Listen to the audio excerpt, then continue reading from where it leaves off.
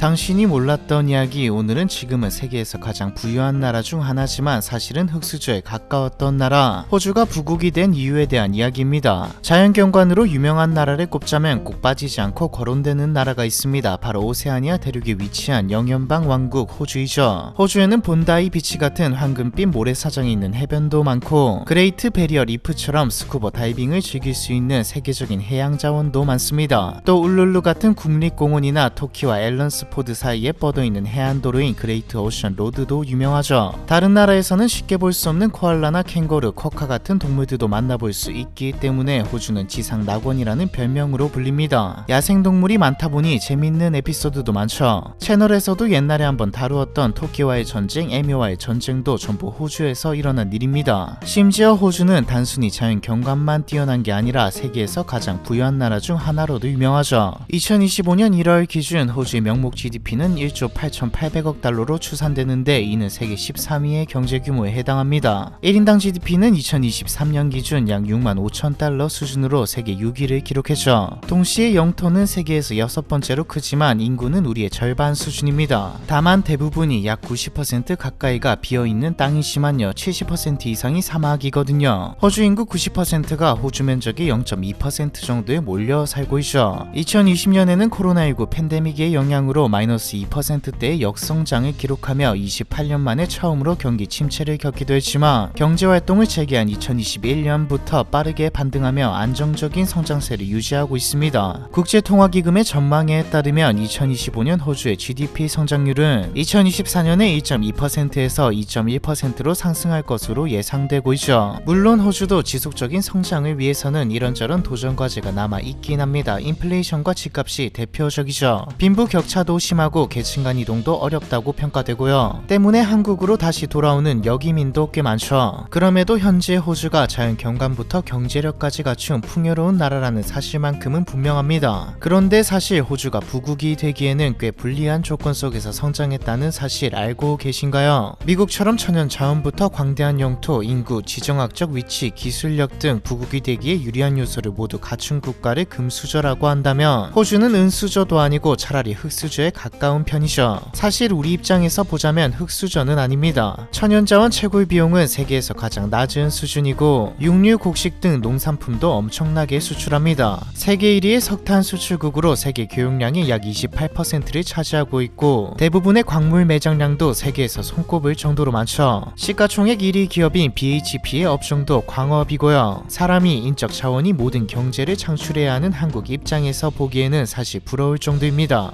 호주가 발전하기 어려웠다고 흙수저라고 말하는 건 같은 조건이나 경제 수준의 국가들에 비해 열악한 요소들이 많았기 때문이라고 볼 수 있죠. 한국의 성장은 사실상 기적이었고 호주는 그렇게 좋은 조건은 아니었는데 잘 되었다라고 말할 수 있겠네요. 같은 자원 중심 경제를 가지고 있는 아르헨티나와 비교해도 아르헨티나는 요즘 다시 괜찮아지는 모습을 보이지만 여전히 힘들고 호주는 과거에도 현재에도 굳건하게 자리를 지키고 있죠. 브라질과도 비교됩니다. 호주는 자원 덕에 수혜를 받았다고 말하지만 브라질은 자원 의존형 경제가 문제점으로 지적받으니까요. 2억 1천만의 인구를 자랑하는 브라질과 전체 GDP도 큰 차이가 나지 않고 1인당 GDP는 압도하는 수준입니다. 브라질이 워낙 낮은 것도 있지만요. 채널에서도 한번 다루었던 자원의 저주를 피해간 대표적인 나라가 호주이기도 합니다. 나우루, 적도기니, 베네수엘라, 아르헨티나 등 자원이 풍부한 국가의 경제 성장률이 오히려 자원이 없는 국가보다 낮은, 혹은 자원이 풍부함에도 파국으로 치달았다고 할 정도로 엉망진창이 되는 국가들을 자원의 저주라고 표현하죠. 자원의 저주를 피해갔다고 평가받는 국가들은 대표적으로 미국, 캐나다, 호주입니다. 즉 자원이 있다고 해도 오히려 잘 되는 경우가 더 드물고, 결정적으로 앞서 말했듯 호주가 가진 조건만 놓고 본다면 지금 경제 수준의 위상을 가지기에는 어려운 요소가 많았죠. 첫째로 호주는 인구가 적은 나라입니다. 앞서 말했듯 2024년 기준 호주의 인구는 한국의 절반 수준인 약 2,600만 명으로 경제 규모가 큰 나라치고는 적은 편이죠. 당장 호주보다 경제 규모가 큰 국가들 미국, 중국, 독일, 일본, 인도, 영국, 프랑스, 이탈리아, 캐나다, 러시아를 비롯해 비슷한 국가들까지 호주보다 인구가 적은 나라는 없습니다. 좀 더 밑으로 내려가면 18위에 위치해 있는 네덜란드만이 호주보다 인구가 적죠. 당연한 말이지만 인구수가 많을수록 경제 규모를 키우는 것도 훨씬